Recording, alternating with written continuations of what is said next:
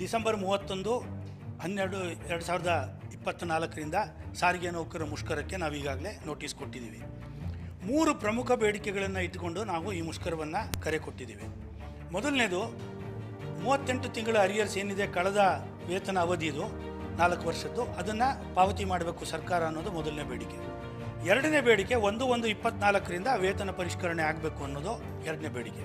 25% ನಾವು ವೇತನ ಹೆಚ್ಚಳ ಕೇಳಿದ್ದೀವಿ, ಅದನ್ನು ಮಾತುಕತೆ ಮೂಲಕ ಹೆಚ್ಚಿಸಬೇಕು. ಮೂರನೇದು, ಉಚಿತ ಆರೋಗ್ಯ ಸೌಲಭ್ಯ ಸಿಕ್ಕಬೇಕು, ಕ್ಯಾಶ್ಲೆಸ್ ಆರೋಗ್ಯ ಸೌಲಭ್ಯ ಸಿಕ್ಕಬೇಕು, ಮತ್ತು ನಿವೃತ್ತ ನೌಕರರಿಗೆ ಈ ಸೌಲಭ್ಯಗಳ ಬೆನಿಫಿಟ್ಸನ್ನು ಕೊಡಬೇಕು, ಮತ್ತು ಬೇರೆ 12 ಬೇಡಿಕೆಗಳಿದ್ದಾವೆ. ಮತ್ತು ನಾವು ಈ ಸಂದರ್ಭದಲ್ಲಿ ಸಾರಿಗೆ ನೌಕರರಲ್ಲಿ ಕೇಳೋದು, ಸರ್ಕಾರ ನಾವು ಮುಷ್ಕರದ ನೋಟಿಸ್ ಕೊಟ್ಟ ಮೇಲೆ ನಮ್ಮ ಪ್ರಶ್ನೆಗಳನ್ನು ಗಂಭೀರವಾಗಿ ತಗೊಂಡಿದೆ, ಶಾಸನ ಸಭೆಯಲ್ಲೂ ಚರ್ಚೆ ಮಾಡಿದ್ದಾರೆ. ಆದರೆ ಅವರು ಚರ್ಚೆ ಮಾಡಿದ ತಕ್ಷಣ ನಮ್ಮ ಬೇಡಿಕೆ ಈಡೇರಿತು ಅಂತ ಖಂಡಿತ ಅಲ್ಲ. ಆದ್ದರಿಂದ 31ರ ಮುಷ್ಕರ